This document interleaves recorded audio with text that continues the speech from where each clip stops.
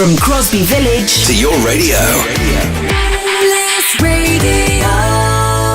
It is my pleasure between now and 11 o'clock to speak to a man that probably needs no introduction, but seeing as it's radio and you can't see him, I will have to do that. It's Derek Acorah. Good morning, Derek. Good morning, Roy. Great to have you in. It's nice to be with you. We've done many interviews over the years, haven't we? And you always turn up a little nugget or something that I didn't know about.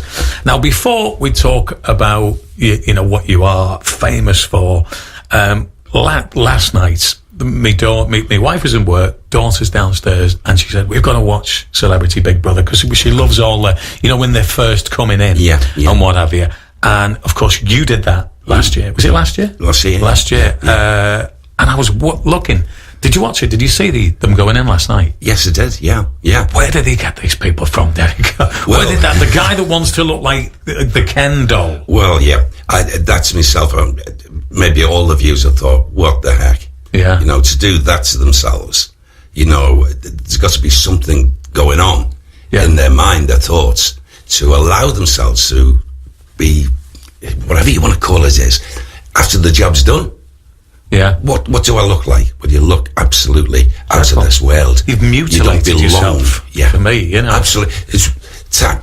When people have tattoos, a lot of tattoos, that's their choice. Okay.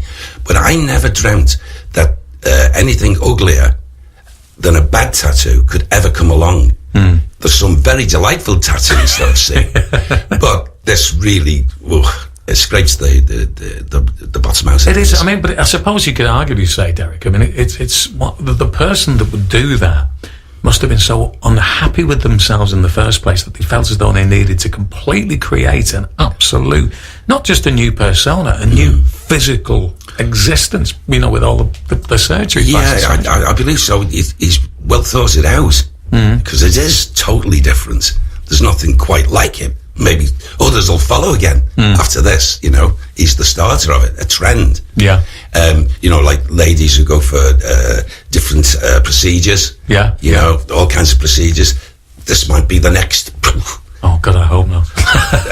Everyone will be walking around looking like aliens. Yeah. Whatever aliens look like. I'd say, I think the aliens, if they do end up coming to our planet thinking, is this what the humans look like? I don't know, we'd be confused, don't we? Yeah. But, I mean, it's one of these, I watched it coming in, and, you know, there were some people in there, as was the case when you went in, and you think, who are these people here? Like, and, you know, Kirstie Alley, that's a big star. For me, that's a big star. Yeah. And then you'll get people who have been who are soap opera stars, and I regard them as legitimate people that should be in there. But these people who are, what was the one guy there? He was on a competition, or something.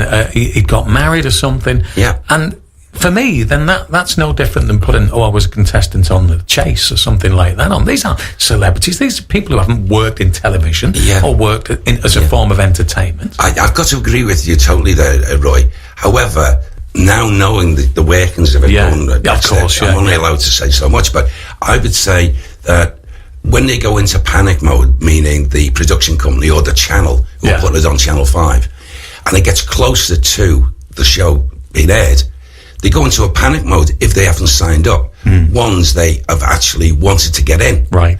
So what they're doing, the mad last minute thing is, get someone. The show is airing in 36 hours. So that's why you get this sort of, like, lesser known. Right. Yeah. Non-celebrity. Yeah. Never done much. But maybe had a tinge of notoriety about them. Right. Something's happened around them, you know. They've either been on drugs or they've done this and they've done that. So that's the reason why that happens. They do really want the top names, but it's not the top names that all want to go in. Yeah, that's it. What about yourself? When that opportunity for you to be in Celebrity Big Brother came along, the phone call comes in, your agent says you're in the frame for it. What was your initial thoughts of that? Well, it's funny, you know, Roy, because before I went in, for 3 years before, every year, they interviewed me. And why I kept on going down to London to be interviewed for, I don't know. Right. But out of them all, the real one that I wanted to go on, I didn't go on. That was The Jungle. Oh, right. I fancied The Jungle more than the Big Brother. Anyway, cut a long story short, they sent for me again, but this time my agent had said, look, he's not going to travel all the way down to London for a meeting when things are not going to happen. So they said, this time. No, we want him in. We'll send the contract within the next 24 hours. He'll be the first we sign on Big Brother. Please, we tell Derek we want him. Okay, yeah. So I had a good old talk with Gwen, and Gwen said, Gwen's your wife, of course. Gwen's my wife. Do you really want to go in because, you know, you really favoured the jungle? I said, well, the jungle didn't, you know, at that time. Anyway, I went to bed, slept on it, and I got up and I said, you know what, Gwen? Come on, I'm going in. So she said, sure. I said, yeah. And so that was it. Within 24 hours, they got the contract through to me, signed it, had the lawyers look at it, back to them, and I was the first one officially signed. Right, yeah. And when I look back, I'm really glad I did go in, because it was an experience. Yeah. It was sometimes a kindred experience, sometimes a naughty experience, meaning younger people who are just like losing it for whatever reason. Maybe it's their personality anyway. Reality stars, the people I've ever met, have really got two sides to them, Roy. Always, whether it be a girl or a guy. An on-screen and an off-screen. Absolutely. And they can switch it on, because they've learned how to switch it on at the moment, at the time, when to speak, to be heard as well in the reality like that. Yeah. Where I was concerned, I went in and I thought, I'm certainly not going to be seen playing to camera. I'm not going to do that. No. That's not my nature.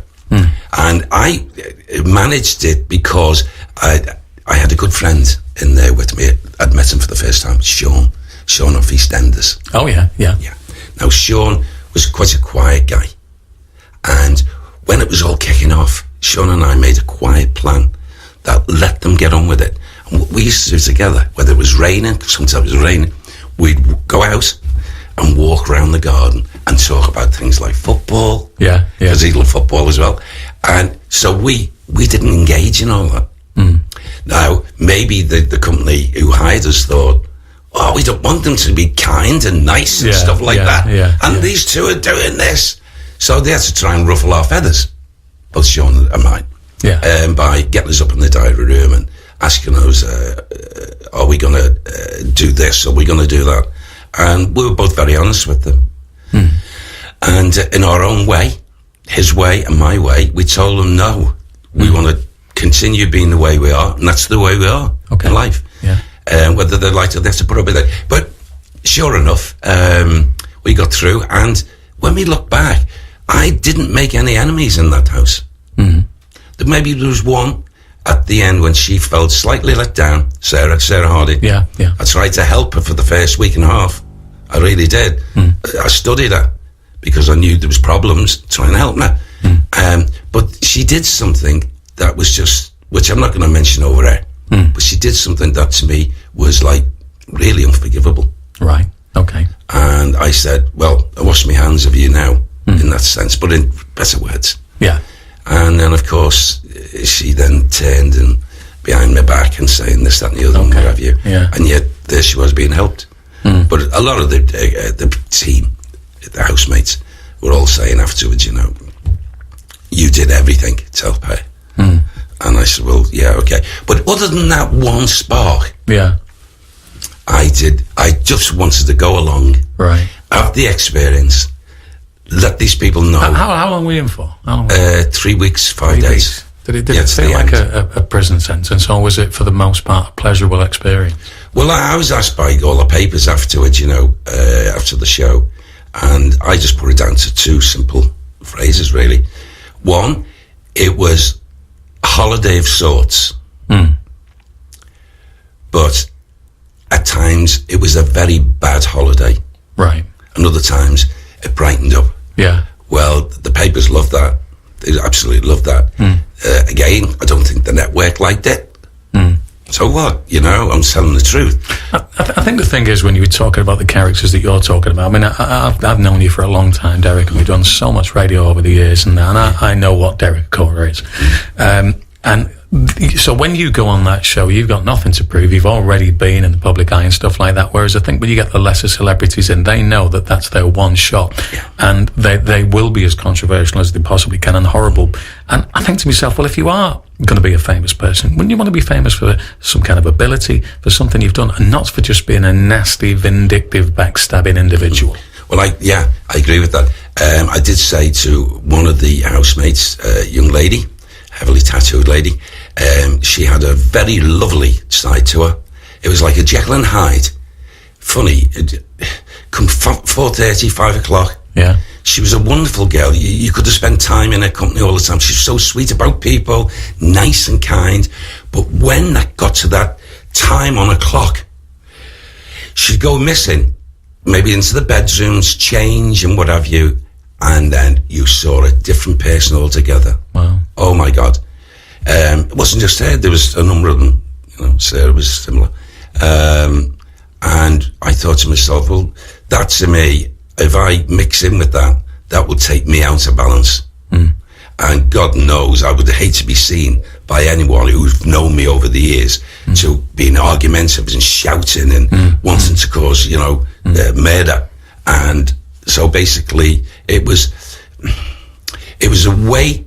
I learned something very strongly, something I'd never experienced before, and that was when you're with people who can't help being at times how they are, that's different than the norm. Yeah.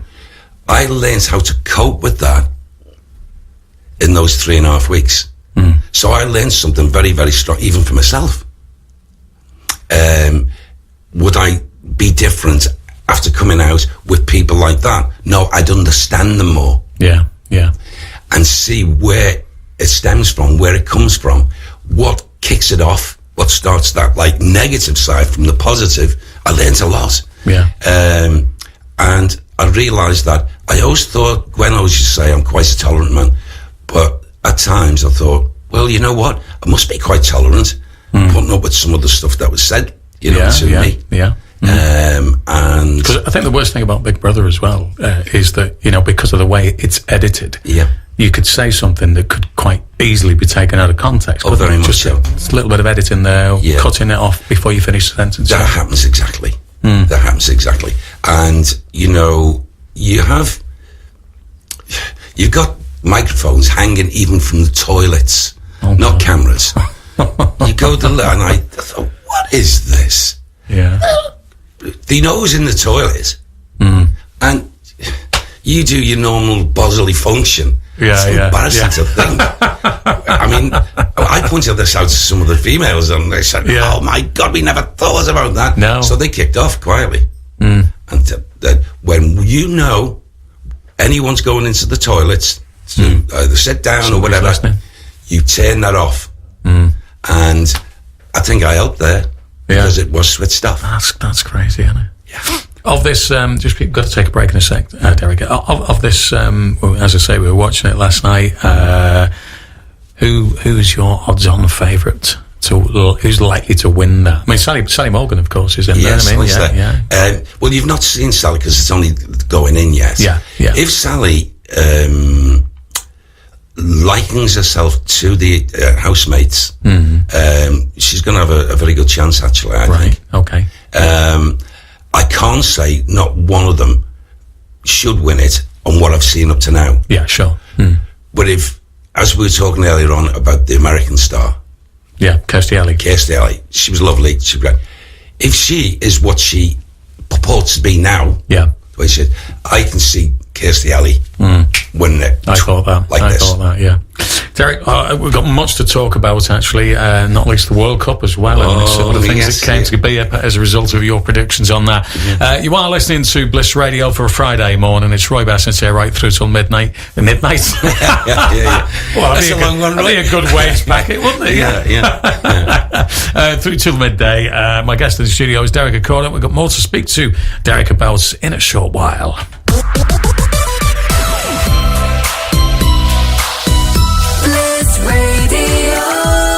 And don't forget, between 3 And what's that? 3 to 7 o'clock today. Tony James will be your man on the big drive home. So he's the kind of guy that not only will play some great music for you, he will also keep you informed with what's happening on the road, so that you know you have a nice, pleasant journey home from your workplace or wherever it is you're travelling from. In the meantime, it's Roy Basnett taking you through until midday. My guest in the studio is Derek Acorah. Derek, obviously, before the break and the song we just played there, we were talking about the the Celebrity Big Brother thing that you were on last year. Yeah. Let's jump a lot further back in your life now. I've aged you inadvertently there, I do apologise. But of course, all of these things that you do and the television shows you've done with the mediumship and stuff like that, that wasn't the original intention of Derek Johnson, as was back in the day. Tell us about your first part of your career, what you wanted to do. What I wanted to do from a little boy was to play football. Yeah. I wanted to be a professional footballer. I was one of those kids, as my mum used to say, my gran, look at him, look, he will not go to bed unless he takes that ball with him, just like a girl will take a little dolly or a little teddy bear. He will not go unless he's clutching that ball. That's the way I was under my heart. And to my fascination, to my great, what's the right word for this?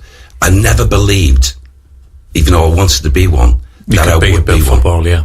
And I was playing successfully right the way through my junior years, from my junior sides, and then I went into my senior level and I was selected for Bootle Boys. Okay. And Lancashire Schoolboys. I never made the English schoolboys like Roy Evans, who was at Liverpool later himself. And to get Liverpool Football Club, no, first of all, when I was only 13, Wrexham, who were in the 4th division, their scouts come to my mum's house. Dad was away at sea because he was still seafaring, and tried to convince mum for me to sign as a schoolboy associate for Wrexham. Okay. Which meant that you signed, you got a parent co-signing, and they would have first hold on you when you got to your leaving school time. No, in other words, they got first option on you to sign you. No matter if it's another big club comes in for you, they've got it. So mum was very cagey. She said, no, that's not going to happen. I won't sign for that. If he's good enough, maybe he wants to go to maybe Everton or Liverpool. Anyway, sure enough, even then I was still only 13 and a half. I started playing for their junior sides on a Saturday and Sundays. And Liverpool, okay, come and said, we'd like you to sign as an apprentice pro. Wow. At 15. I mean, you'd have to leave your schooling, but, you know, with careful planning, wherever you could make the grade, play for the greatest and all this stuff. Anyway, I joined the great side, didn't I? Yeah. I was just under the tenure of Shankly? Yeah, under the great man Shankly. And I've always said this about Bill Shankly, even to the younger players, the kids as we were signing, he loved us as much as he loved the first team players. Yeah. Because he could see us wanting us to be the future. He wasn't looking to, I want to sign this or pay this money out. Local lads. That's what Shanks wanted. You know? Well, the thing about Shankly, what I got told or read, that Bill Shankly knew everybody on a first name basis, whether or not they were the director of the club or the cleaner of the toilets. And that is what created that mystique about Anfield, because you were playing not just the team, you're playing everybody because they're Shankly's people. You know what I mean? Absolutely, and that is correct. Everyone loved him, down to the tea ladies. Everyone loved him. He was like a father figure to us as 15-year-olds. He was also like a father figure to the players that got to the reserves and the first teamers.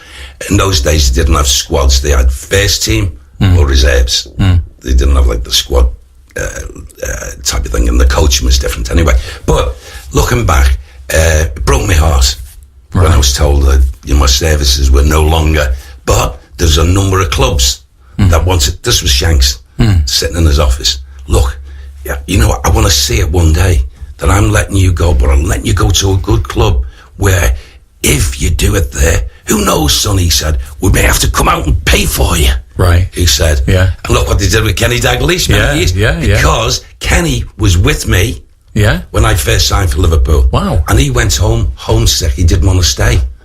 And years on, Bill Shankly, who could see apparently he'd make it, had to go and buy and pay In those days, a lot of money, 200,000 for him. Yeah. To bring him back. Look what he became. I played number 6, he played number 8. You know, I played alongside Kenny as a young man. And he was a little bit younger than me, actually.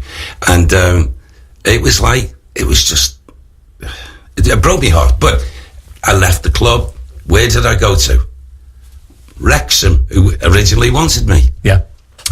And they signed me, and I went straight into the first team. And I played 17 games. Played me out of position, 4-3-3, left flank, but more wing way, which was never me. It was midfield. Right, yeah. You know, half back or inside forward, whatever. And so I wasn't that manager's flavour of the month, really. But they sacked him, and a new manager come in, and he was refreshing. He moved me back inside to the middle. And I continued on that season and what have you. And then he got the bullet, would you believe it? All right. Another one came in, wanted to play me out now winger, and I said, I can't play that. You're not getting the best of me. And then before I knew it, I was off, and I was signed by Glentoran in Ireland. Right.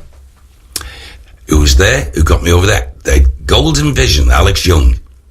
Right. I met Alex Young in the car park with me dad in Ormskirk this one afternoon, and he said, I'd really like to sign Derek, you know, to me dad. And he'll go straight into the first team.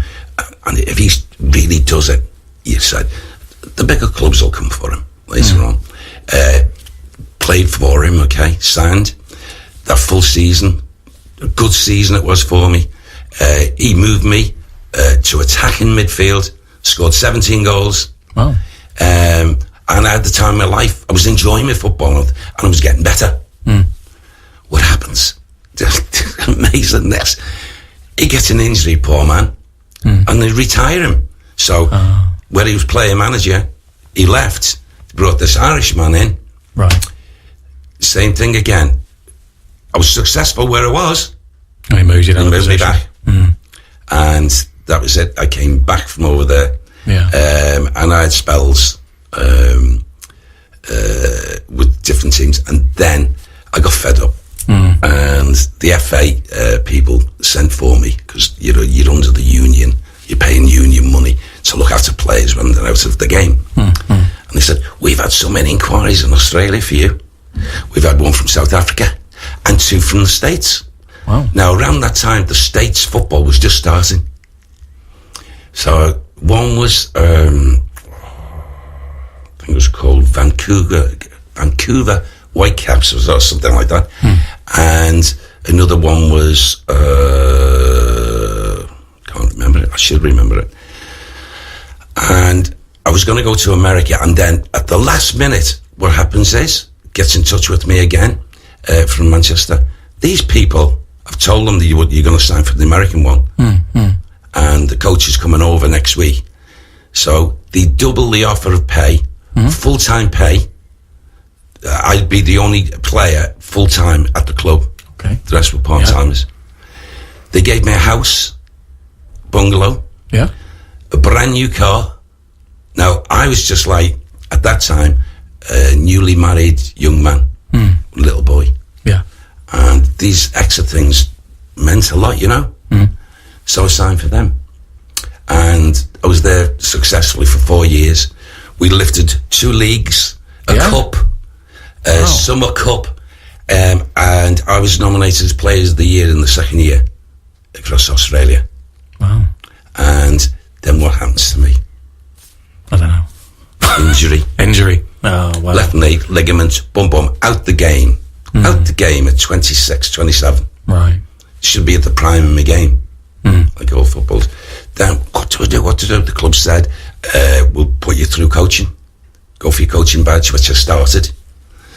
And then my wife was disgruntled with Australia. She wanted to come back home. Oh, I had to send her back with my son. Yeah. I said, you'll not be back there, love, long. You'll want to come back here, so I'll stay here. She didn't want it. No. So I had to leave the club, because I loved her. It's my son. Yeah. We'd been parted for 9 months. It was too long. Yeah. I thought she'd be back after a month. Anyway, come back, settled. Oh, what do I do? And then all of a sudden, my mother, when I was in the company, my mum said, your gran said, let's have a look at those diaries. Got the diaries that she used to write when I was growing. There you are, an injury to your left knee, because grandma's a medium. And this is when your work starts. You've got to follow in your gran's footsteps. You know what she did? Yeah. I haven't got a clue. She said, come on. And Gran's written, you must find a person that's in this sort of way and not be schooled. And she mentioned her, a woman, and gave a name. Right. And I didn't know what to do. And I got told by someone to go to a local spiritualist church that was in Liverpool. Yeah. Never been there before. Goes there one evening, sit in, the place was packed, people. Next minute, this little old lady comes out onto the podium, onto the platform, medium. She was called Mrs. Rose. She was very well known, local medium, lovely lady, elderly. And she said, I want to speak to Derek. Yeah. Where's Derek here? Well, just hold that thought, because we need to pick it up. I've just got to take an advert break. Okay. And we're into the juicy bit, certainly for a lot of people who love the career of Derek Acorah. This is where it all started. He's going to tell you all about it next on Bliss Radio. Bliss Radio. What's your fitness journey? Workout Liverpool, Liverpool's newest functional gym, are committed to your fitness journey with over 50 classes and one-to-one personal training available. Use hashtag Bliss to get your free 7-day trial now. So start your fitness journey today at workoutliverpool.co.uk. I've got a bright idea! The next time you're looking for a fantastic electrical wholesaler, you should visit Waterloo Electrical Supplies on Bridge Road in Blundellsands. From sockets to showers, switches to security lighting, it's all there. WaterlooElectricalSupplies.co.uk. There's a bright idea. At Willow Tyres Merseyview, we've always given great value on tyres, exhausts and brakes. And now, thanks to our new mobile service, we can come to you any time of the day. So, whether it's tyres, exhausts or brakes, just call Liverpool 931 3104 for your next appointment with Willow Tyres. On your bike! And head to College Cycles. With over 200 new bikes on display ready to hit the road, College Cycles can also service and repair your existing bike to keep you on the straight and narrow. Find them on College Road, Crosby, or visit collegecycles.co.uk. From DIY to your garden, Tony Almond has what you need. Open 7 days a week, in-store and online. Tony Almond has everything you want, from paint to pots, and free local delivery. Find them today on South Road, Waterloo, or visit tonyalmond.co.uk.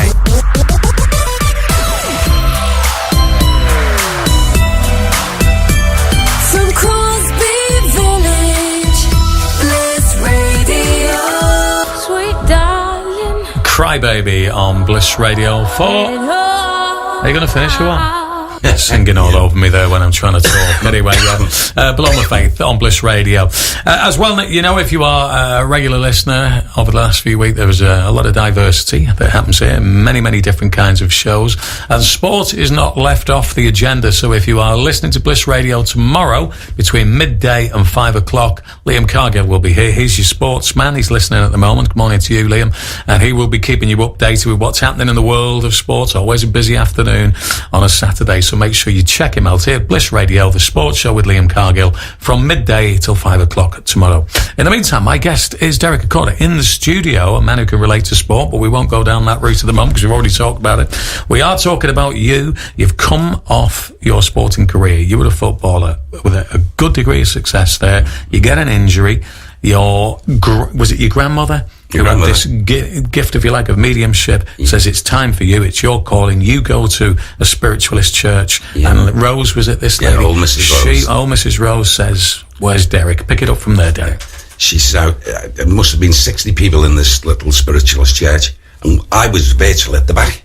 And when she said Derek, and I immediately didn't go, stand up. I waited. Well, there could be another Derek here. That's what was going through my mind. Nothing. And she said, okay, I've got Derek's grandmother here. Give her a name. And she said, alongside her, okay, is another family member. And I've come to tell him that it was his time to start developing in development class. I put my hand up, and Miss Rose come off the platform, walked down, just got hold of my hand and said, oh, you're the Derek. Then she went back to the platform, and then she started talking about what was expected of me, how my life was going to be. And I'm like this, I'm take it all in. And at the end of the day, she said, I'll speak to you after the service with a coffee or a cup of tea and a biscuit back there, and I'll give you the place to go to. I'm your key. So I stayed behind.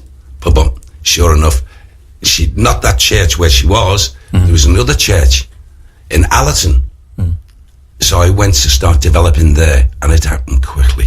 I sat in the development circle, and next minute there was all kinds of messages coming through, and I'm going mad. I'm going bonkers here. I'm thinking, I'm not long from a career work that I've been used to since I was a youngster. And can I cope with this? Can I cope what I'm seeing and hearing? Am I going bonkers? And it was the reality of coming back after these development classes, sitting and talking to my mother. By that time, Gran had passed, you see. And my mother said, it's right for you, son. You go with, what does it feel like to you? And I said, it's strange. However, does it feel bad to you? And I said, no. She said, well, if it's not bad for you in your feelings, isn't that an intuition that your grand always used to talk about, what you had? A very strong intuition. Well, she had developed that intuition. Right. And I carried on. And before I knew it, the head of the development class was telling me, who was a medium, it's time for you now to work for Spirit. And I went, no, I'm not ready. Oh, you are ready. And we're not allowing you to come here anymore. You've got to get out there now and do. They gave me a couple of names I made contact with, and before I knew it, I'm standing, on a spiritual platform as a medium in different parts of the country. Right. I started off not in Liverpool, in Lancaster. By the jail. Yeah. A little spiritualist church there. And it didn't stop from there.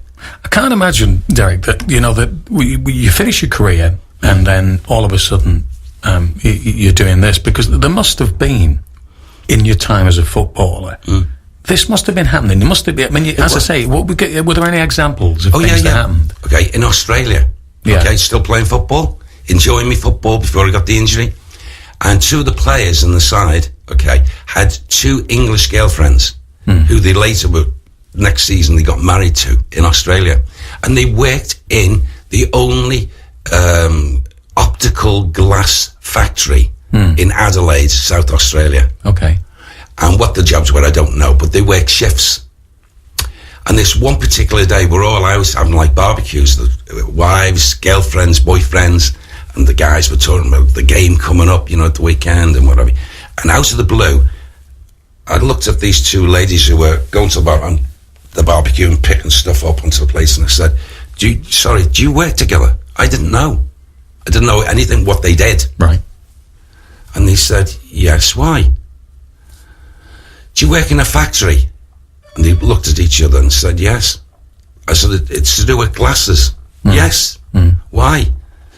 And I thought, do you work at night or in the day? And they said, at night. I said, well, I can see something happening in this factory, and I don't want you to be there when it happens. And they said, oh my. Then they went to the husbands who were my teammates, and they said, you're a loony, him. He just said, so the husbands come over to me, Alan Sproats, boyfriend I should say, Alan Sproats, ex-Newcastle player, and he said, Terry, what are you playing at? What's this? Because the lads there didn't know that I had these gifts. And I said to Alan, I get these things that just come, and they work out, it happens. And what did you say? I said, I saw a big fire at the factory. Right. And I said, the fire engines and the police and everything. Oh my God, okay. Right. When? I said, I don't know. And then suddenly, after he asked that question, I got Thursday night. I said, Thursday night, don't let them go on the shift on Thursday night. Got the other fella off, don't let your girls go. In fact, tell your girls to tell the factory management, and it's going to sound terrible to them, that I see something drastic happening. Anyway, one of them picked the phone up and said, I'm not coming in, because one of our players who is psychic has seen this thing happening. What's happening? When she told him, apparently, he said, they're a lunatic, nutter. The health and safety, everything, we got brand new factories. No way. Stop talking to the lunatic. Anyway, they didn't go in. Lo and behold, 2 o'clock in the morning, fire broke out. Wow. They had to, thank God there was no one lost their lives. No. They got them out in time. Yeah. So from there, everyone at the club, even the manager of the club, Wally Basnett, he got me into his office and he said, what's this? Where's all this come from? And I told him, I said, the same thing with Bill Shankly. Because he knew that I had it in me. Yeah. Mm-hmm. Because I'd already said one thing there, and I'll tell you what it was. Go on. There was a man just signed from Blackpool, and Shanks wanted him like mad. Okay? Turned out to be known as Crazy Horse. Right. Emlyn Hughes. Yeah. He became a mate of mine, even though he was in the first team, we were mates. And I said to Emlyn one day, we were in the Cardoma Cafe after training. It was either a Thursday or a Friday. A lot of players used to meet there, Everton players, and we'd have coffee in the afternoon and just talk to girls and stuff like that, all that sort of thing.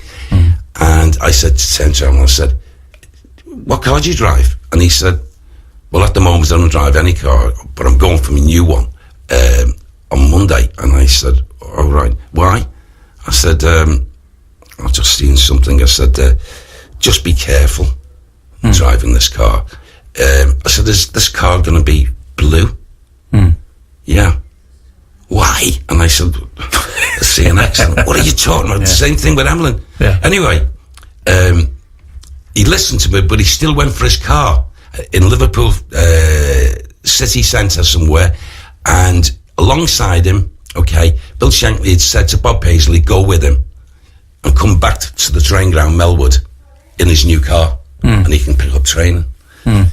He goes with him, Bob Paisley, in the car, driving towards Melwood, on that main road, what do you call it, Melwood Avenue or something. Right, okay. And a lorry came through the lights, jackknifed, and hit Emlyn's car and threw it up onto the curb. Wow. On its side. And I said, just be careful, I don't see injuries and much, and you'll be all right. Anyway, when they got back to the ground, I was already training, doing running and stuff, and I was shouting at Joe Fagan, Derek, the boss wants to see you. And I said, why don't I train? And he said, Emlyn. And I went, oh no. I went like that, oh no, it's happened. Yeah. Come on, son, run, jog. He wants you in there because I like the tracky boss. Goes in, he's sitting at his desk. Alongside him, Emlyn Hughes. Alongside him, Bob Paisley.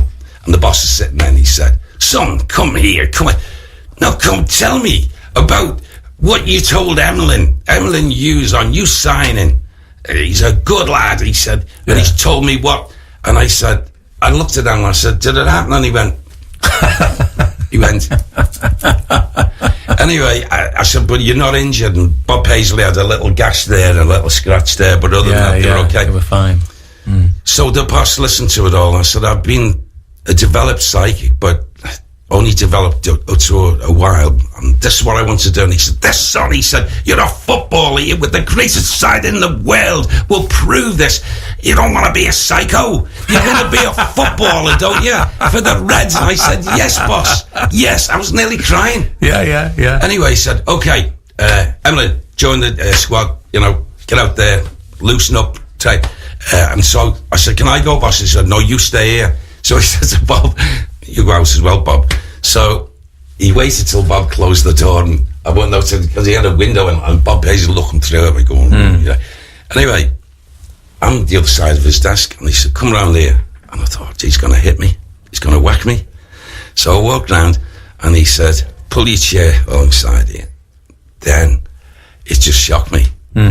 He said to me, now look, he said, between you and I, and it doesn't go further than these walls. My wife, Nessie, this sort of thing was happening in their family. And my Nessie was quite this way. Can see things and stuff like that. And he said, so I'm not going to say that you shouldn't do it, but he said, keep it away from your training and your football. Yeah. Don't talk to the other players whether you see something or not. Right. Not unless, of course, he said to me, not unless, of course, you can see us, we're going to hammer someone. And then he said to me, by the way, and you won't believe this, Roy, you will not believe this. It just so happens, okay, I think that was a Tuesday. On the Saturday, we were playing Everton. Right. At Goodison Park. And just, he said, you can go now. Oh, by the way, son, look, we're going to win on Saturday against the Blues. He said to me. Yeah. And I said, no. And he said, don't tell me.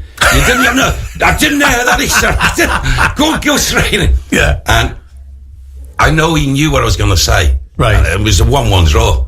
Right. Yeah. Because I went, no, I don't. And he went, don't tell me. Don't tell me. Yeah. Well, you know, later that next week, he pulled me in and he said, you did see the 1-1, didn't you? And I said, yeah. Yeah. Look, I'll never ask you again. This is the truth. Yeah. Man United, because we were playing Man United at home. And people can check this out, you know, the scoreline all those years ago. And we beat them 2-1. Right. And I said, well, we're going to score 2 goals. Are they going to score it? And I said, I can't see it. And he got me in after the game at the first Monday morning. He said, well done, son. He said, take that orange. Give me an orange. He said, quietly, he said, I'll never ask you again. Yeah. He said, just before, he said, each game, come past my office with a little piece of paper and just put it underneath and just let me know, and I will say nothing to no one. Right. Just let me know the score that's coming up. Fascinating.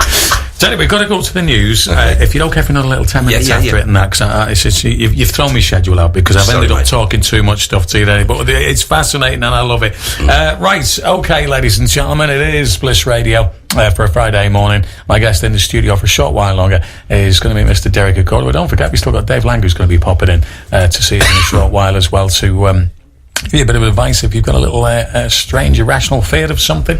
He will tell us more about that in a short while. Bliss Radio. I mentioned Dave is a hypnotherapist, managed to say it, which is good. And he's going to be talking about the kind of things that, you know, you get irrational fears about things. You know, why are you scared of spiders? All of that kind of stuff. Dave might be able to shed some light on that and how you can correct that situation. In the meantime, doing an extended tour of duty, we have Derek Acorah in the studio because this always happens, Derek, when I end up talking to you. There's always another nugget of information comes out, and I thought I knew everything about you, but I clearly didn't. So yeah, we're up to where you kind of got into your mediumship. And when did you actually start going out into the field, you know, into dark and dingy places? And well, it started when I got invited to Granada. Right. And Granada, in those days, we're just starting a new, for want of a better word, a channel, an offbeat channel. Granada Breeze. Granada Breeze was the word, yeah. And it was like a catalogue channel type thing to start. And they just invited me along to do something for the National Tea Week, you know, tea. Yeah. I forget what they call it, where the awards go for different tea making companies. Oh, right, okay, yeah. And so the awards. So they asked me to come along in my niche of my work to read tea leaves. Tea leaves, of course. Yeah, I was trying to work what the relevance was there. Well, I don't read tea leaves, but I'll go along, and what I'll do is I'll use my clairvoyance. I'll look into the cup, not cheating, just seeing what I'm seeing. And I'm sitting with the presenter. People are watching. It's going out live 6 to 7. Yep. And I started looking into the cup, but using clairvoyance. When I started telling, it was for Becky. She drank the tea. And I come out with a number of things, and she just sat and she said to me, doing this, I don't believe this. I don't believe this. And systematically, apparently, what I'd said to her was, I see a little boy with virtually white hair, more white than blonde, and I got an initial, and she said, oh my God, that's my son. And then I got a husband's name. And then this is what really, she jumped off the couch when I said the next thing. And I said, right alongside you is a lovely lady. I can see her very clearly. She's telling me she's your mum's mum, your favourite grandmother. And she went, and she started seeing the tears. And she was quite a hard-nosed presenter, this lady. Yeah. And it moved her. And then I said, and she's telling me that you didn't follow after her. You come into television. She was a ballerina for years. She went, oh my God. Yeah. All right. Okay. So it was through her, she shouted out live from the studio when we're on live to the producer, come on, you've told this man all this information. Where are you? Come down, I want to see the producer. She says live. Yeah. And he comes down, okay, and he said, I can swear and tell you this, no words ever spoken to this man before he come on this programme. Right. Well, you've got to have him back on, haven't you? Surely. Because if you can do that. Before I left, they offered me a month's contract to come in 4 times. You know, each Friday. I did the 4. Then I must have done right things, I don't know. And then they said, we want to sit and talk with you about another programme, what we want to create with you. And that was when, to do my work with a small audience, just talking to them. Yeah. And that's where it all started from. Then I started, someone had said to me, you need to go out into do small clubs, maybe even theatres, and do this. We started that, it just happened. Then this agent come along, okay, my favourite agent for 12 years, and he said, we'll take you to the theatres. You'll do that, you'll get, well, it was phenomenal. Yeah. I was going to theatres, filling them out at 2,500 people a night. Wow. Sometimes, when I went to Scotland, I'd do 3 nights on the trot in the same theatre. Full houses. Cardiff, the same. Liverpool, the Empire, how many times I worked there. Yeah. And all the big theatres for a good 6 years. And it slipped then. Yeah. It went down. People were not able to afford, or they didn't want to afford to be paying this for this sort of work. You had to go to the groups, naturally. But I had very heady days of the way. And this was all pre your television shows, yes. Yeah. And each year I'm looking back saying, you know, in conversations with Gwen, how's this all happened? How's it happened? Yeah. And as Gwen starts to say, like your grand said and your mother's been saying, it was meant for you. It's part of your path. Yeah. So everything you're doing is worked out, hasn't it? Yeah. Without pre-thought, without you organising it. You've never come into being. I'd never, you know, saw television. They asked me to come on. I wasn't looking for television. I wasn't even looking to go to theatres. Yeah. Until it was like I was advised to do. Yeah. And all along, as I did different things, I had it in here, I had this nervousness. And it still hasn't left me, even after all these years. Before I go out, I get it in the pit of my stomach. And I go, but once I get out there, I feel at peace. Yeah. And I'm ready to do my work.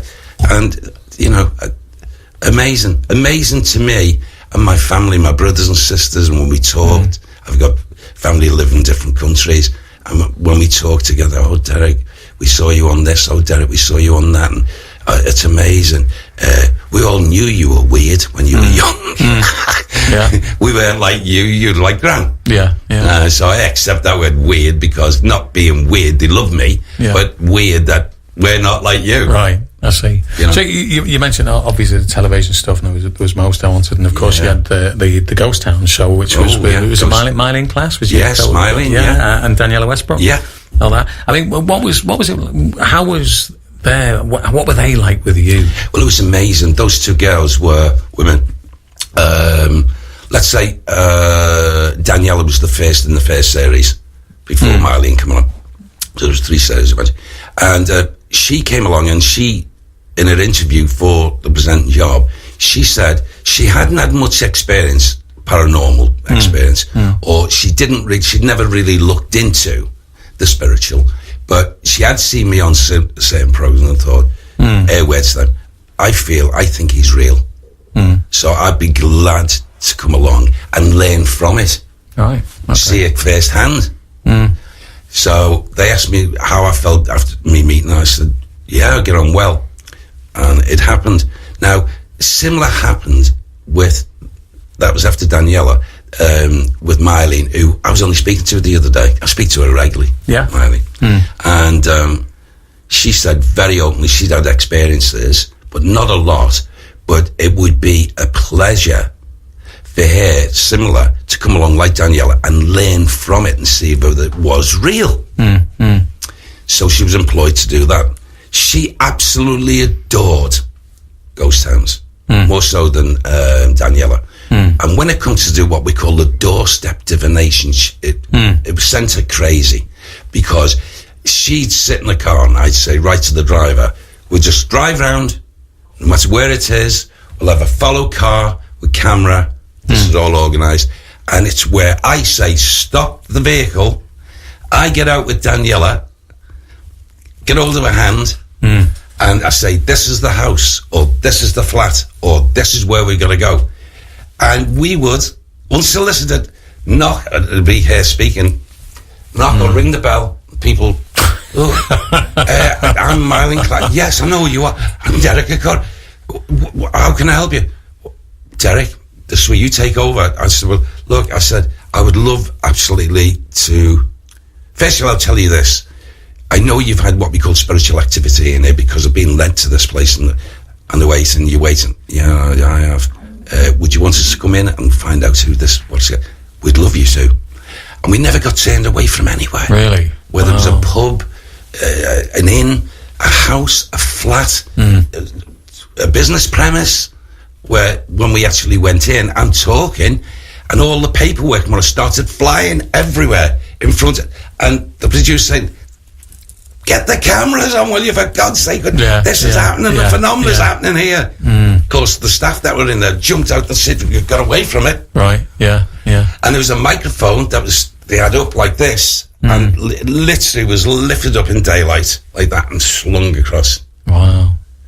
So, Mylene experienced those things, and I know she's been interviewed afterwards, because she's told me anyway, and asking her frank questions about her experience. Is Derek Acorah real or not? And she said, I've been with Derek Acorah on 2 series, which amassed to so long, and it just shook me out of my shoes sometimes, the things he'd come out with, and what I actually saw in his company. And that doorstep divination, just turn up on a door, and the people inviting him in. Can't plan that, can you? It's not planned. It's not pre-written. It's not scripted.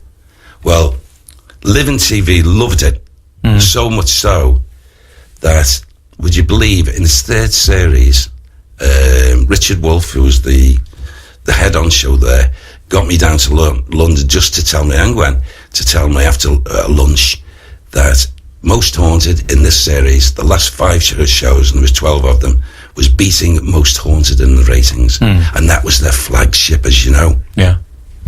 And apparently they had people said, we can't have this. The flagship. And this beating the flag. So what actually happened, cruel as it is, Richard Wolfe was shouted down and we couldn't do any more series. Right. Okay. 2 of the head producers of that programme quit Living TV because of it. Oh, okay. Maybe we'll have a conversation some other time. But just in conclusion, then, because we are coming towards the end of it, the one thing that I like about you is you are self-deprecating. You're happy to send yourself up. And here's the thing: some of the biggest comedians in the world have impersonated Derek Acorah. For example, French and Saunders have done it. Hugh Laurie and Stephen Fry, Alan Carr, of course, Harry Hill. What's your take? Are you happy with that? Oh, absolutely. Yeah. I'm thrilled because to think that these stars of what they've done and where they've got to are actually doing that about me. It's like you pinch yourself and say, well, that's got to be something really a compliment, you know.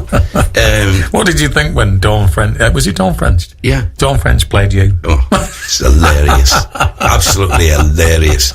And I remember watching it, you know, with Gwen, and I said, I can't believe this, son. And she said, well, there you go, look at this. Yeah, all these famous people like this, you know. And I said, well, then Gwen would always say, your gran will be proud of you. Oh God, imitation's the best. What is it? David, was it imitation is the best form of flattery? Absolutely. There you are. Yeah, that's it, isn't it? Yeah. So great. So, listen, it has been fascinating, and there was so much more. I know you're going to have to come in again, pal, if that's okay, because there's so much more that we could talk about. Interestingly enough, I've got Dave. Dave, you'll have to share that mic with Derek. Sure. Do you have any phobias, Derek? Have you got any fear of anything? Certainly not dark spaces. I know that's not the case with him, like, you know. No, it's not a phobia, I don't think, Dave. But we've got a little place in Spain that we go to once a year or a couple of times a year. Yeah. And when we go out on Fortin, we have a high infestation at times of mosquitoes. All right, yeah. And it's only because I get bitten when I'm sitting on the veranda, or Gwen gets bitten, or both of us get bitten.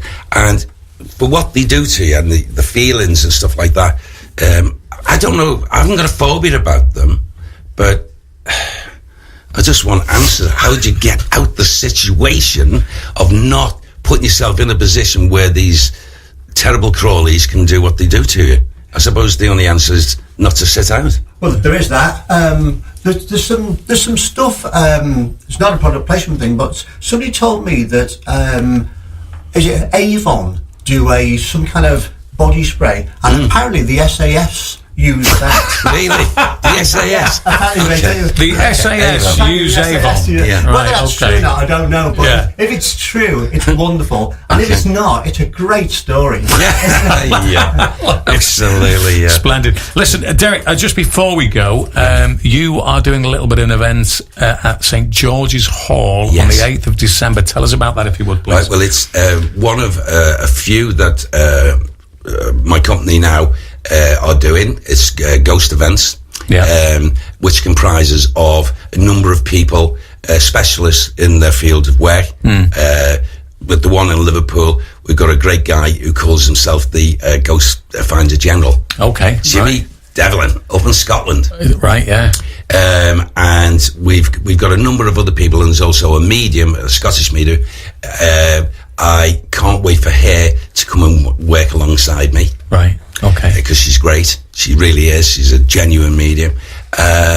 And so basically, we really wanted to go to St. George's Hall because it's in Liverpool. It's a fantastic place. And we got shown around it when we went to talk about it. Just wonderful. And to think I can have people from different parts of the country come to our lovely Liverpool. Yeah. And experience and see your turf on your manor, man. You know what I mean? So we're looking forward to it. And the tickets are only going on sale. Would you believe it? Right. How's that for synchronicity? Today. Yeah. Meant to be, you see, Dan. Yeah. That's what it's all about. So is this a full-on, people get to see you, you know, in the dark and communicating? I will be with them right the way through. I'll be communicating, whatever. A full ghost hunt with Derek Acorah. A full ghost hunt with Derek Acorah. Not just my name. I'm there with them from 8 p.m. till 2 a.m. in the morning. And we're going to find plenty in that evening. Is the bar open? Yes. I mean, put me in then, Derek, an absolute pleasure to speak to you. Really appreciate your time, spending time with us here on Bliss Radio. So Derek Acorah, ladies and gentlemen, make sure you check out Derek Acorah's website, which is, by the way, DerekAcorah.com. Make sure you check it out. Right, and stand by. We have a little bit of music on the way from Michael Bublé next, and then my guest, Dave Langer, will be in the studio, probably promoting more Avon products.